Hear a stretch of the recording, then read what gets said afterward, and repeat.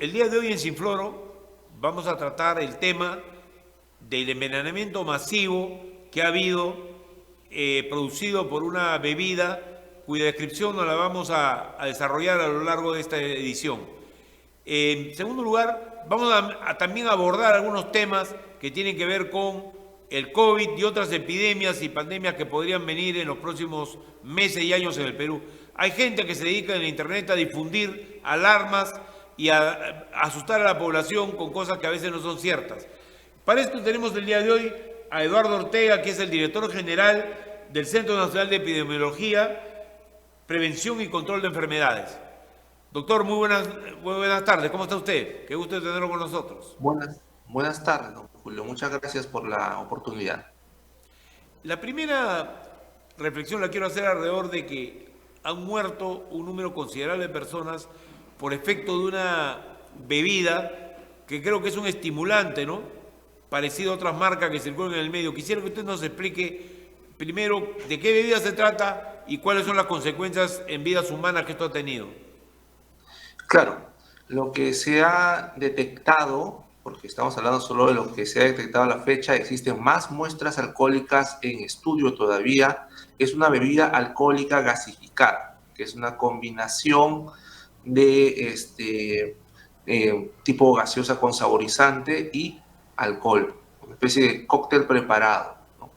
En este caso, la marca que ha sido involucrada es el marca Punto de Oro, punto D, y aparece abajo oro, Ya. en los sabores de picolada y vodka con maracuyá, ¿no?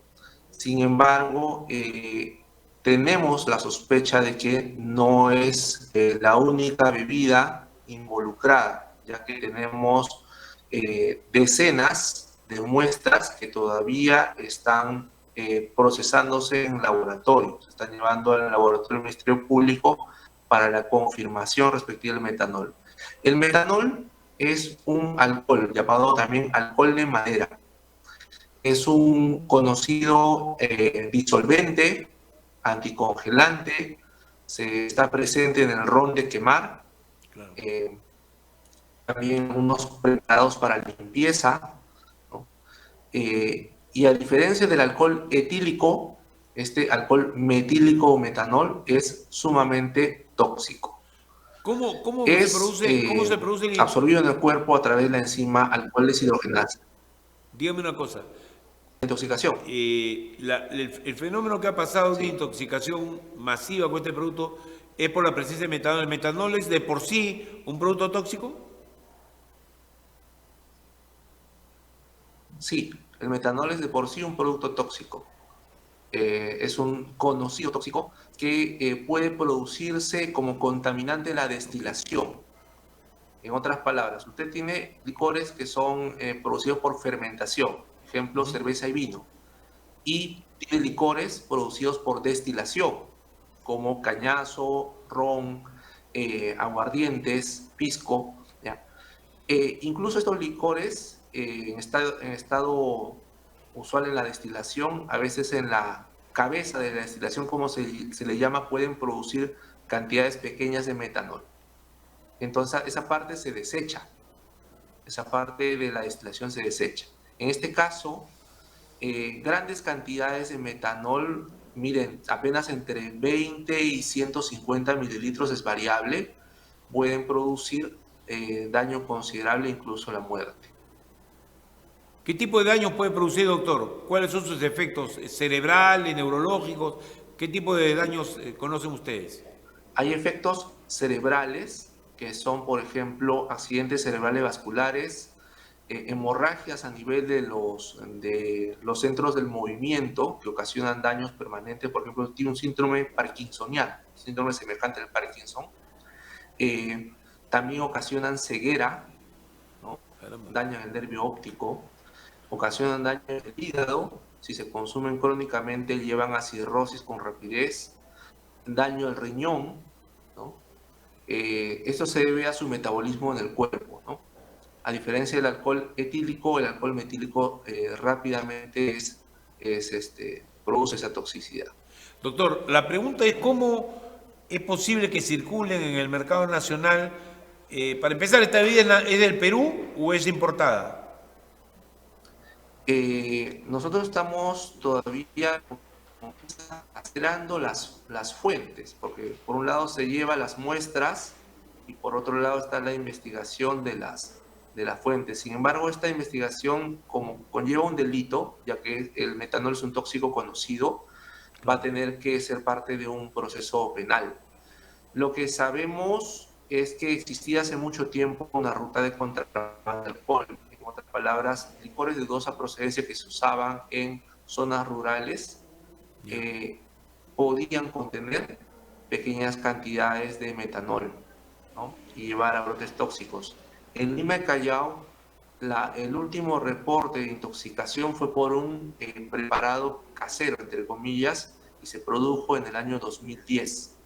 De hecho, a la fecha, este sería la intoxicación masiva más grande que se haya registrado. Tememos que haya una red de distribución, sea a través de alcohol industrial o de alguna falla en la destilación que esté llevando a esto. ¿Quiere decir que entonces puede haber sido también involuntario que hayan incluido este producto en el preparado? Puede ser, no lo sabemos aún, no lo sabemos si se hizo con conocimiento o sin él. Sin embargo, sí se sabe que el metanol puede ser un contaminante del proceso de destilación y por eso se vigila en los destilados, en los llamados tragos cortos, que no sobrepase determinada concentración. Cuando pasa ese umbral, es considerado no apto para consumo humano. Bien, hay un tema acá adicional, ¿no? Que es que esto nos revela también la posibilidad de introducir en el mercado un producto de este tipo, ¿no? O sea, esto tiene ya mucho tiempo vendiéndose. ¿Qué saben ustedes al respecto? La empresa tiene 4 años de antigüedad. Sí, lo que sabemos es que la empresa tiene 4 años de antigüedad y el reporte del incremento de los casos lo sabemos desde la quincena de septiembre, cuando empezaron a llegar a la emergencia, en primer lugar, de los hospitales de Lima Norte, de casos de intoxicación alcohólica grave. Y se empezó a sospechar de intoxicación con metanol. Ahora, si hay 54 muertos, como se dice, o usted quizás me aclare la cifra, Sí. pueden haber muchos más que han sido dañados por este. ¿Se tiene una idea de las cifras? Sí, nosotros estamos actualizando permanentemente las cifras. Le comento, nosotros el 30 de septiembre, ante la investigación inicial que se realizó en el Hospital Sergio Bernales de Coyiqué, obtuvimos una cifra de 25 casos, de los cuales 21 habían 21 fallecido. fallecidos. Posteriormente, lo que está refiriéndose usted es una actualización, una segunda alerta que hicimos, que salieron 117 casos y 54 fallecidos. Sin embargo, nosotros tenemos un informe preliminar en el cual en Lima y Callao se detallan 186 casos y 77 fallecidos. Y debemos decir que aún está en investigación lo de Huánuco, porque también en Huánuco se han reportado fallecimientos. Ahí hay 34 casos sospechosos y 22 fallecidos. O sea, estamos Entonces, hablando, doctor, ya de casi 100 personas. Es un problema sumamente grave, efectivamente. Son probablemente más de 100 personas y nosotros lo que estamos sospechando es que no se trate solo de esa bebida, pero necesitamos la confirmación de los laboratorios para poder indicar qué otras bebidas no corresponden, porque en este caso, por ejemplo, en el de Huánuco, lo que se habla es de aguardientes artesanales, no es este producto, esta bebida alcohólica gasificada a punto de oro. Es posible, sí, que el alcohol haya ido de Lima a Huánuco. Así es lo que parece ser, siguiendo la ruta del insumo. Pero todavía falta confirmar varios detalles. Doctor, esto tiene la característica de realmente una emergencia que puede volverse nacional si los próximos días se comprueba de que había una distribución extensiva o por lo menos el uso del metanol se ha generalizado en varios lugares del país, ¿no? Concuerdo Concuerdo, señor Julio. Esto está claramente como un tema de suma gravedad. Nosotros hemos establecido coordinaciones con lo que es la Fiscalía de Prevención del Delito, la Policía Nacional del Perú, los municipios distritales. En Huánuco también el gobierno regional está asumiendo tanto la detección de los casos como la incautación de las bebidas sospechosas. En este Claro. caso, lo que tendría que hacerse es una revisión integral de nuestro mercado de bebidas alcohólicas para ir encontrando más productos de dudosa procedencia. Aquí el problema está claramente localizado en estas bebidas, estos preparados, que son bebidas alcohólicas gasificadas que se hacen sumando alcohol a este producto, y en los llamados tragos cortos, especialmente si no tienen registro sanitario o si eh, no especifican su procedencia, ¿no? Doctor, yo en una ocasión trabajé en una televisora de Huancayo, en un momento que era asesor del gobierno regional allá, y tuve oportunidad de hacer una campaña en la cual la policía llegó, era contra los bares clandestinos, ¿no? Llegó a detectar la policía de que había una enorme cantidad de estos tragos que se hacían como una mezcla, que eran polvos. Eran unos polvos que se disolvían en el alcohol. ¿Estamos hablando de algo así parecido? No, claramente el metanol es parecido en su composición y propiedades al etanol, al alcohol etílico usual.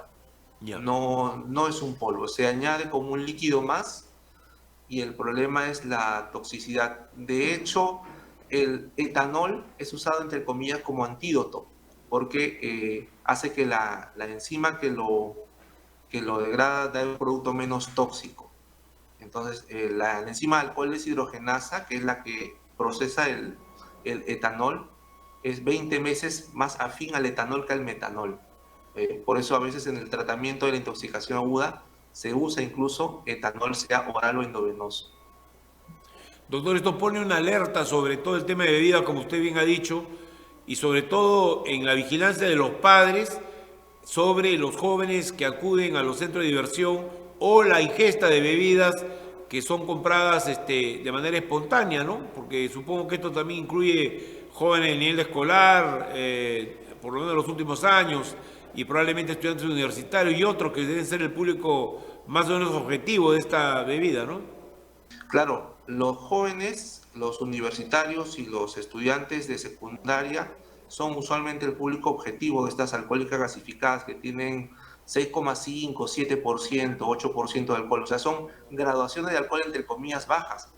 Pero Claro. no subestimemos, porque una botella de 2 litros puede contener una dosis letal. O sea, si alguien se toma el contenido de una botella entera de 2 litros, puede morir como consecuencia de una intoxicación aguda. Claro. Ahora, el problema principal está en cómo neutralizar la expansión de este fenómeno. O sea, por un lado hay acciones de control, pero en la parte médica, estos pacientes que han muerto no hubo manera de salvarle la vida. Lo que ocurre es que estos pacientes a menudo llegan muy tarde. Los primeros casos, en general, eran personas que tienen alcoholismo crónico. De Ok, hecho, más del 80% de los casos, o sea, por un lado tenemos alcohólicos crónicos, gente que consume todos los días de la semana, incluso refería antecedentes, quien los llevaba o los encontraba que habían estado bebiendo toda la semana sin parar. Y por otro, tenemos este 20% restante que serían los intoxicados agudos, jóvenes que toman esta bebida y que como consecuencia de ello sufren la intoxicación grave, ¿no? Con la muerte. Entonces, algunos de los casos, por ejemplo, en Huánuco, simplemente los han encontrado en su domicilio o en la calle, ya muertos. Otros han llegado a trauma shock, ¿no?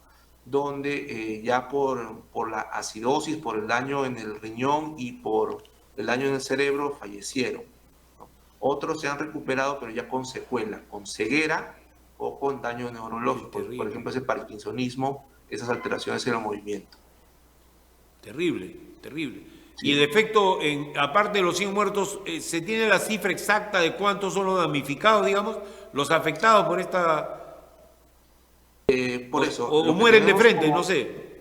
No. Lo que tenemos como casos en total registrados hasta la fecha de ayer son 186 en Lima y Callao y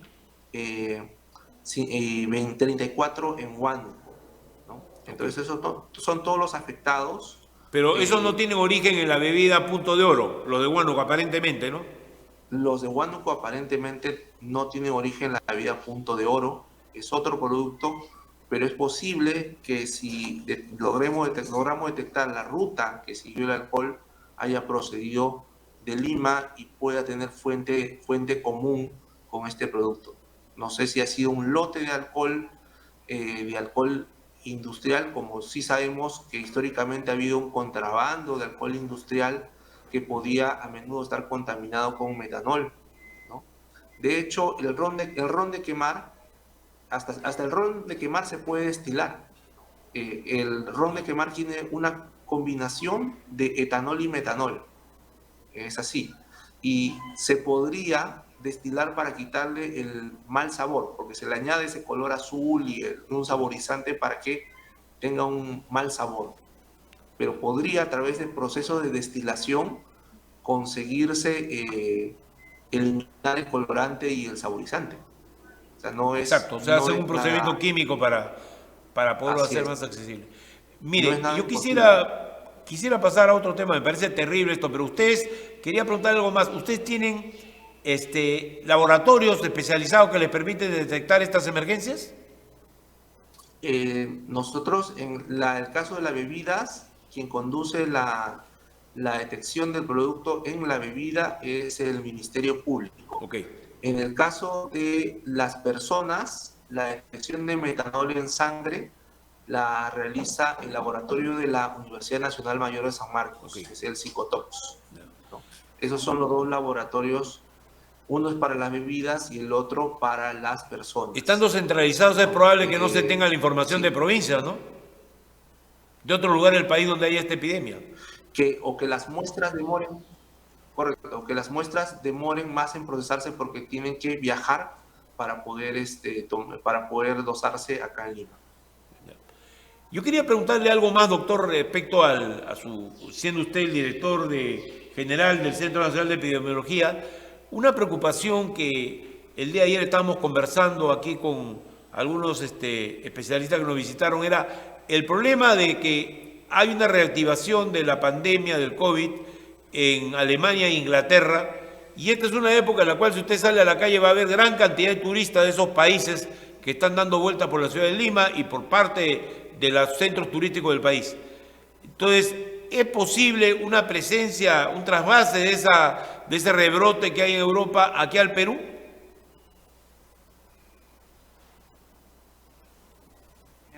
En el hemisferio norte están allá entrando al invierno.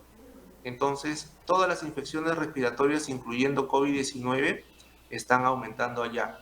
Sin embargo, las variantes que están apareciendo, todas son de los sublinajes de la variante Omicron. ¿Ya?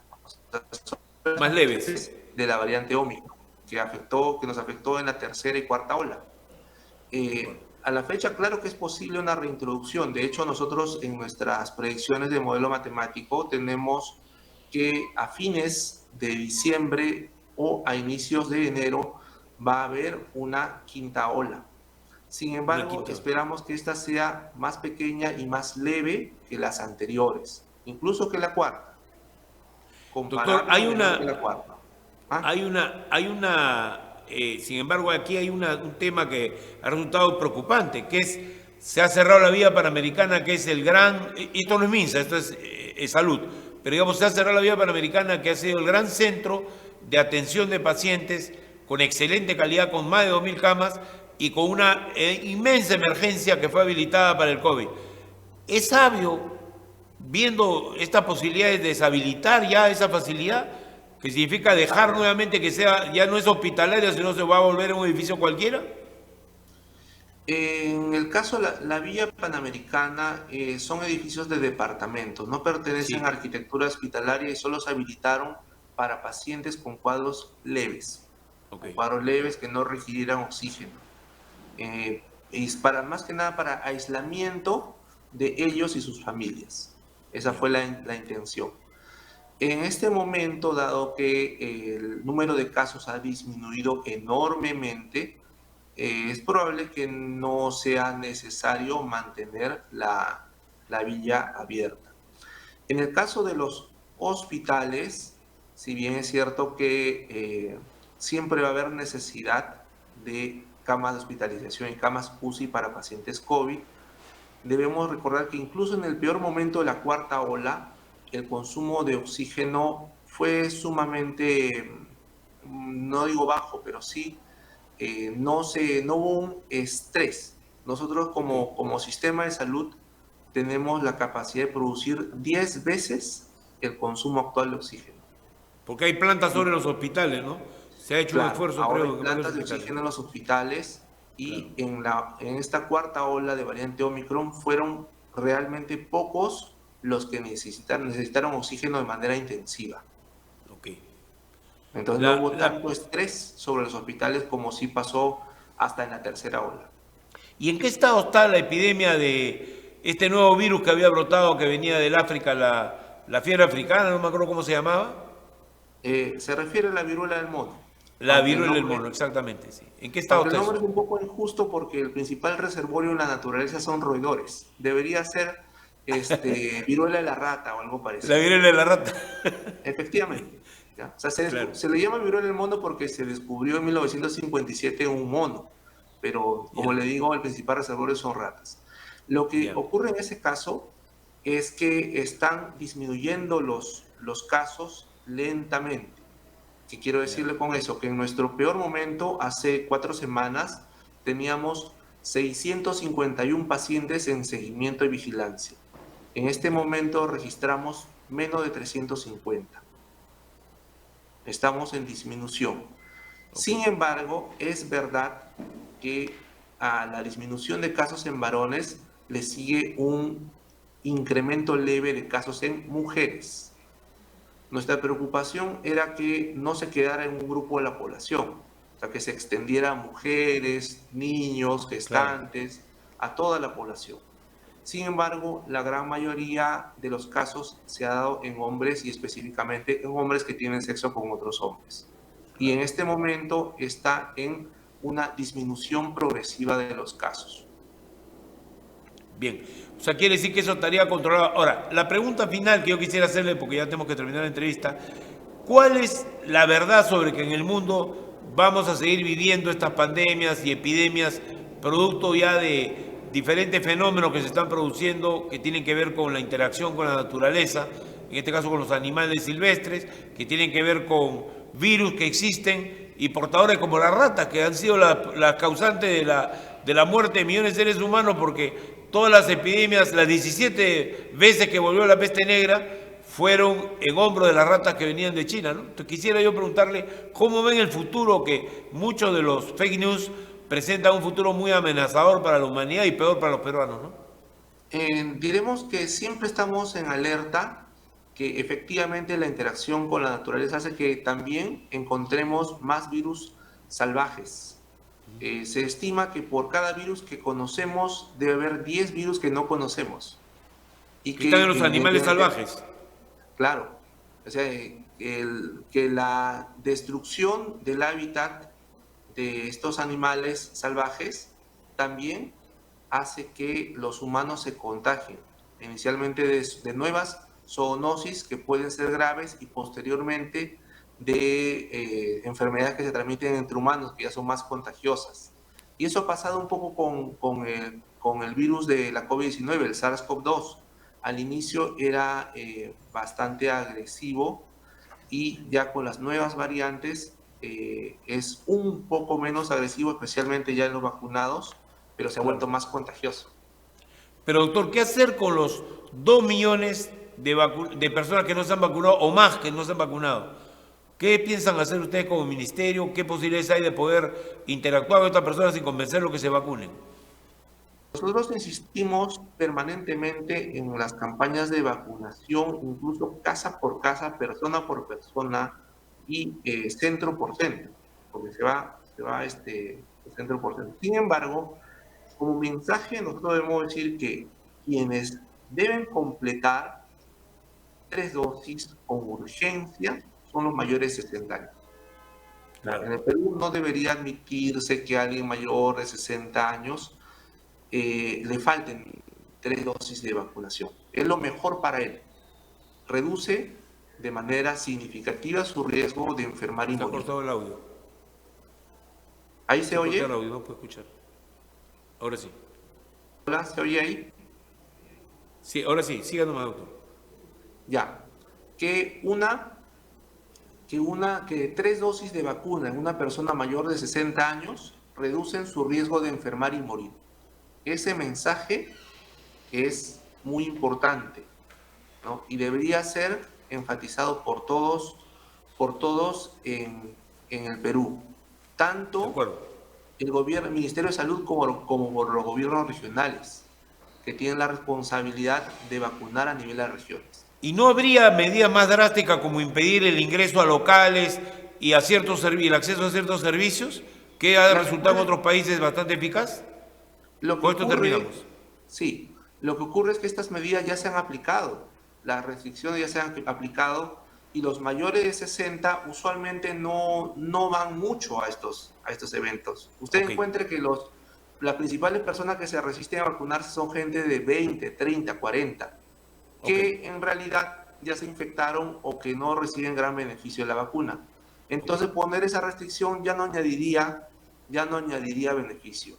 Claro, Aquí o sea, la idea afectaría a la población por gusto, claro.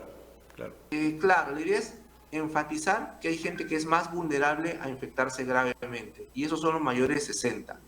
Perfecto. Y que lo que tiene que darse es la conciencia de que ellos necesitan vacunarse con urgencia.